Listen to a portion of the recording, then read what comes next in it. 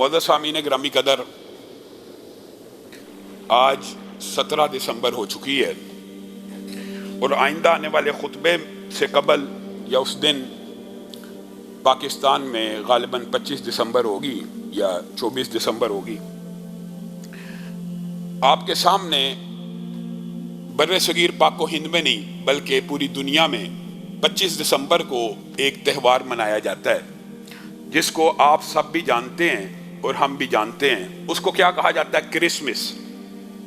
اور کرسمس کا جو تہوار ہے اس کے حوالے سے بڑی افراد و تفرید پائی جاتی ہے۔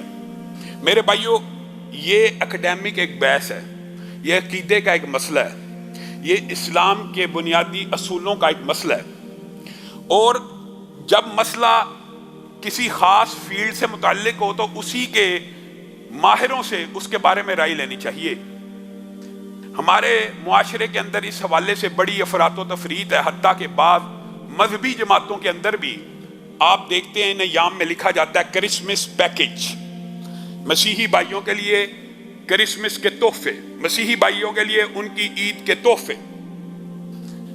میرے بھائیوں، اسلامی طور کے اوپر، شرعی طور کے اوپر کیا کرسمس منانا کسی مسلمان کے لیے یا کرسمس کی گریٹنگ کرنا یا کفار کے تہواروں میں شمولیت اختیار کرنا یا کفار کے تہوار میں جا کے کیکوں کا کاٹنا، اس کا اسلام میں کیا مقام ہے اور اس کی شریعت میں کیا اہمیت ہے، یہ بات سمجھنے کی ضرورت بھی ہے اور سمجھ کے آگے ابلاغ کرنے کی ضرورت بھی ہے، کیونکہ یہ ایک انتہائی خطرناک باب ہے جس میں مسلمان، عام سادہ لوگ مسلمان کہتے ہیں جی عیسائیوں کو ان کی عید کے اوپر وش کرنے میں کیا حرج ہے، مولویوں کو کیا مسئلہ ہے؟ ہمیں کوئی مسئلہ نہیں ہے، ہم وہ چیز پہنچانے کے پابند ہیں جو اللہ نے کہی ہے اور جو رسول اللہ صلی اللہ علیہ وسلم نے کہی ہے۔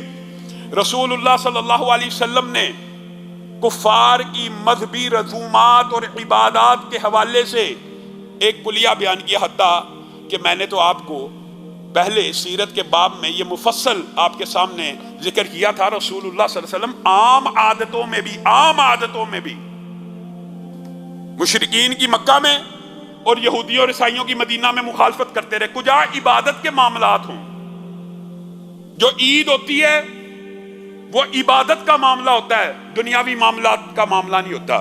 عیسائی وہ پہلے ہیں یونانیوں کے بعد، یونانیوں نے تو اپنے گوڈز دیوی دیوتاؤں کی برتھ ڈے منائی تھی، لیکن عیسائی پہلے ہیں جنہوں نے اپنے نبی کی سالگرہ کو یوم عید قرار دیا تھا، اور کس عقیدے کے اوپر قرار دیا تھا کہ اللہ کے ہاں معاذ اللہ ثم معاذ اللہ عیسیٰ پیدا ہوئے تھے، عیسیٰ اللہ کے بیٹے ہیں اور اللہ کے ہاں پیدا ہوئے، تو ہم ایک دوسرے کو اس خوشی کے موقع کے اوپر ہیپی کرسمس کہتے ہیں۔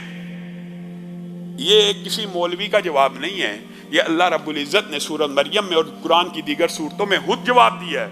وَقَالُوا اتَّخَذَ الرَّحْمَنُ وَلَدًا لَقَدْ جِئْتُمْ شَيْئًا إِدًّا تَكَادُ السَّمَاوَاتُ يَتَفَطَّرْنَ مِنْهُ وَتَنشَقُّ الْأَرْضُ وَتَخِرُّ الْجِبَالُ هَدًّا أَن دَعُوا لِلرَّحْمَنِ وَلَدًا إِن كُلُّ مَنْ فِي السَّمَاوَاتِ وَالْأَرْضِ إِلَّا آتِي الرَّحْمَنِ عَبْدًا۔ اور یہ کہتے ہیں کہ رحمان نے بیٹا پکڑا، لَقَدْ جِئْتُمْ شَيْئًا إِدًّا، یہ تم نے کائنات کی سب سے جھوٹی بات کہی۔ تَكَادُ السَّمَاوَاتُ يَتَفَطَّرْنَ مِنْهُ، قریب ہے کہ آسمان پھٹ جائے، یہ اتنی کڑوی بات ہے، زمین پھٹ جائے، آسمان ٹوٹ جائے، پہاڑ ریزہ ریزہ ہو جائیں۔ أَن دَعُوا لِلرَّحْمَنِ وَلَدًا، تم نے یہ کہہ دیا کہ رحمان نے بیٹا پکڑا، اور رحمان کو یہ زیب نہیں دیتا وہ کسی کو اپنا بیٹا بنائے۔ زمین و آسمان میں جتنی بھی مخلوقات ہیں الا آتی الرحمن عبدا، وہ اللہ کے سامنے عبد بن کے آتی ہیں، بندہ بن کے آتی ہیں۔ یہ تم نے کتنی کڑوی بات کی۔ اللہ تو اس کو کڑوی بات کہہ رہا ہے، اللہ تو کہہ رہا ہے کہ زمین و آسمان اس بات کے جواب میں ریزہ ریزہ ہو جائیں، پہاڑ ریزہ ریزہ ہو جائیں، لیکن آج کا مسلمان منہ اٹھا کے اپنے عیسائی ساتھی کو اور اقلیتی ساتھی کو جا کے کہتا ہے ہیپی کرسمس، میں تجھے مبارک دیتا ہوں کہ اللہ کے ہاں عیسیٰ پیدا ہوا۔ یہ مسلمانیت ہے؟ بقائے باہمی عیسائیوں کے ساتھ پورے سال اچھا سلوک ہوگا، عیسائیوں کی آپ شادی بیاہ میں ان کی مدد کریں، ہونا چاہیے، اقلیتوں کے ساتھ معاملات۔ عیسائی ہمارے گھروں میں کام کرتے ہیں، آتے جاتے ہیں، ہمارے معاشرے میں بقائے باہمی کا کلچر ہے، پورا سال عیسائیوں کے ساتھ تعاون ہوگا، لیکن ان کے عبادت کے جو تہوار ہیں اس میں ان کے ساتھ تعاون بھی نہیں ہوگا، تعامل بھی نہیں ہوگا، بلکہ ان معاملات میں ان سے بے روحی کی جائے گی اور بے روحی برتی جائے گی، ان ایام میں ان کو مبارک نہیں دی جائے گی۔ امام ابن تیمیہ اور ابن قیم اور ائمہ نے اس بارے میں بڑی مفصل بحث کی ہے۔ آپ نے آج تک کوئی عیسائی دیکھا ہے جو مسلمانوں کی بقرعید کے موقع کے اوپر آ کے آپ کے طرف سے مسلمانوں کا دل رکھنے کے لیے ایک بکرا خریدے اور اس کی گردن پہ چھری چلا دے؟ آپ نے کبھی نہیں دیکھا ہوگا، لیکن آپ نے ایسے مسلمان ضرور دیکھے ہوں گے جو عیسائیوں کے اس تہوار پہ اپنی جیب سے کیک خریدیں گے اور اس کیک کے اوپر چھری چلا دیں گے۔ بڑے بڑے ائمہ نے یہ کہا یہ کیک کی بات ہے، اگر ان کے عبادت کے، یہ عبادت کے تہوار ہیں، یہ ان کے عبادت کے تہوار ہیں، ان کی شریعت کے تہوار ہیں، ان کے مذہب کے تہوار ہیں۔ من تشبہ بقوم، جو بندہ تشبہ کرتا ہے کسی قوم کے ساتھ فہو منہم یا فہو منہم، تو وہ انہی میں سے ہے۔ اب مجھے ایک بات بتائیے، یہ تشبہ کیا صرف لباس میں ہے؟ لباس میں بھی نہیں ہونا چاہیے ایسا لباس جو کسی کافر کا مذہبی عقیدے کا حصہ بن جائے، اس لباس کی بھی مشابہت نہیں ہونی چاہیے۔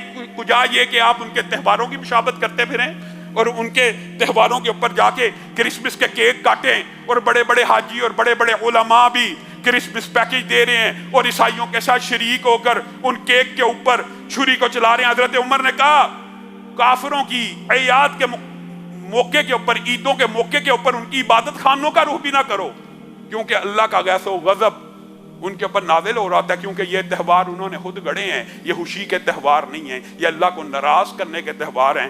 آپ وہاں جا کے کیک کاٹتے ہیں، محدثین نے، ائمہ نے لکھ دیا وہاں پہ جا کے کیک کاٹنا تو آپ نے تو اپنی جیب سے کاٹا، اگر وہ آپ کو کوئی تربوز بھی دے دیں تو آپ اگر وہ تربوز بھی کاٹ دیں تو یہ تربوز کاٹنا خنزیر کو ذبح کرنے سے زیادہ سنگین ہے۔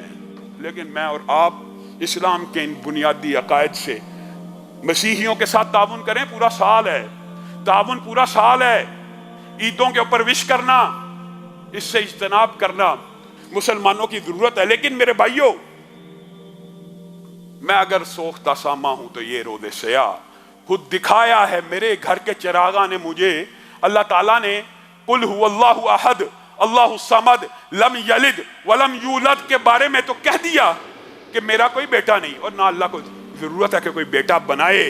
اللہ کے سامنے ہر کوئی بندہ آپ کے سامنے آیتیں رکھی ہیں، لیکن ہم میں سے بعض مسلمان کم علمی کی بنیاد کے اوپر، محبت کی بنیاد کے اوپر، بیٹا تو دور کی بات ہے،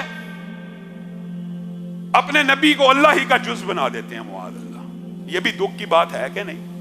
نور من نور اللہ، نور بشر کی بحث میں آگے بڑھتے بڑھتے اس مقام پہ پہنچے کہ نور تو بشر سے افضل نہیں ہے، تو یہ عقیدہ بنا لیا ہاں ایک نور بشر سے افضل ہے۔ نور بشر سے افضل نہیں ہے، کیونکہ ساری نورانی مخلوقات کو آدم کے سامنے جھکنے کا حکم ہوا تھا۔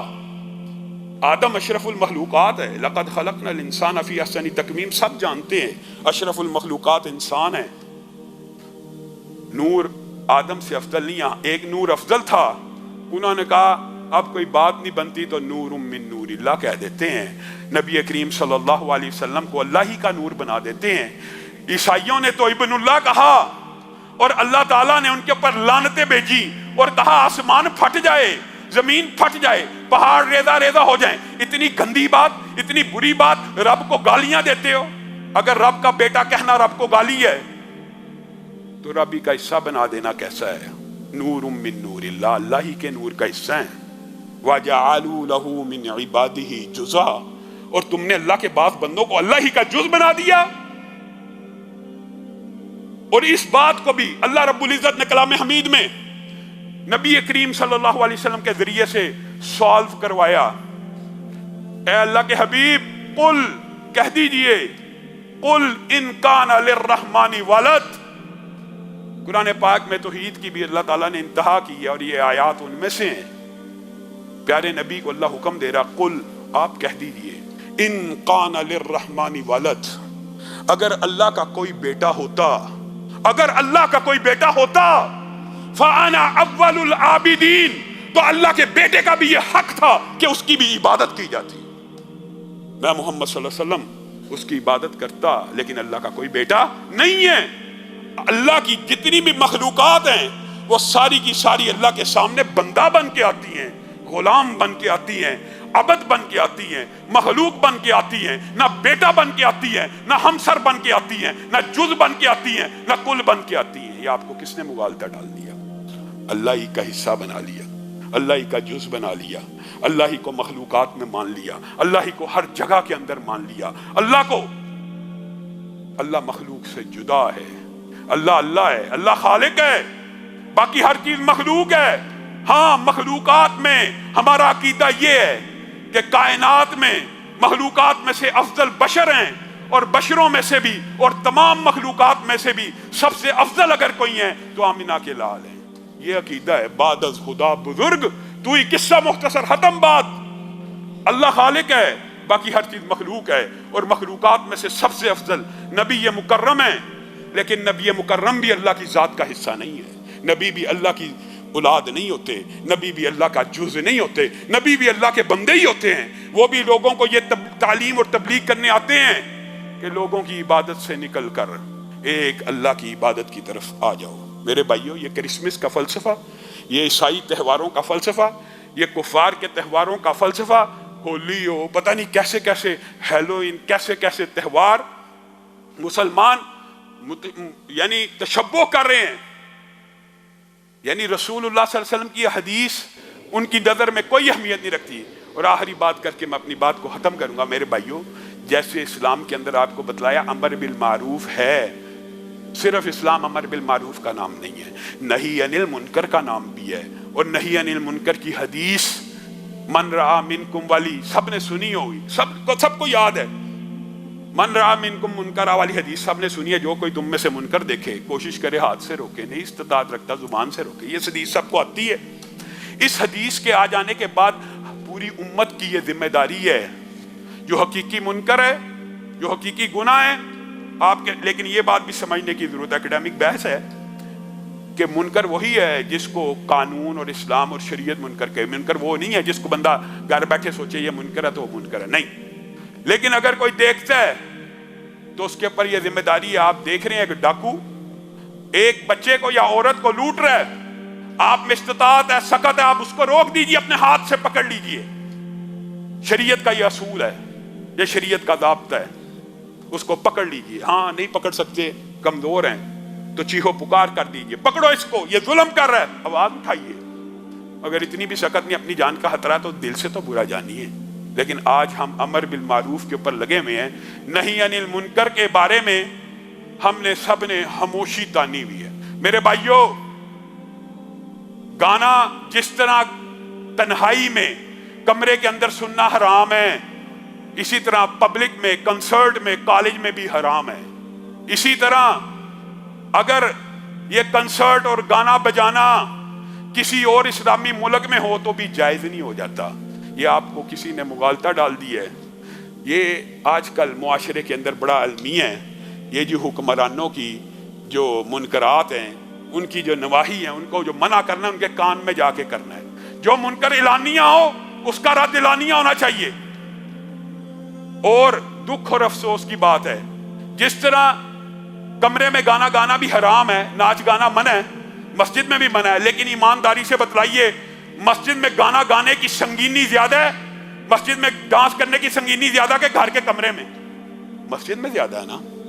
اسی طرح وہ وطن جس کو اسلام کے نام پہ حاصل کیا گیا، وہاں کعبہ کی بیٹی و بادشاہی مسجد کے میناروں کے نیچے اگر حوا کی بیٹی کو سرے عام بیچا جا رہا ہوگا لائسنسوں کی آڑ میں، تو یہ زیادہ سنگین اور کبھی جرم ہے، کجا کسی کافر ملک میں ہو۔ اسی طرح وہ ریاستیں جو محبت وحی ہیں، جہاں مکہ اور مدینہ ہے، وہاں پہ اگر اس طرح کے کام ہوں، کنسرٹ، ناچ گانا، گانا بجانا، اس کے اوپر خاموش رہنا اور اس کو منکر نہ سمجھنا، یا اس کی نہیں نہ کرنا، یا اس کا رد نہ کرنا، یا اس کو برا نہ جاننا، یہ بھی سنگین ہے۔ میرے بھائیوں پاکستان میں اور اس ریاست میں گانا بجانا دیگر ریاستوں سے زیادہ سنگین ہے، کیونکہ یہ ریاست اسلام کے نام پر بنی اور وہاں پہ مکہ اور مدینہ موجود ہے، وہاں پہ زیادہ سنگین ہے۔ اللہ رب العزت جو کہا گیا جو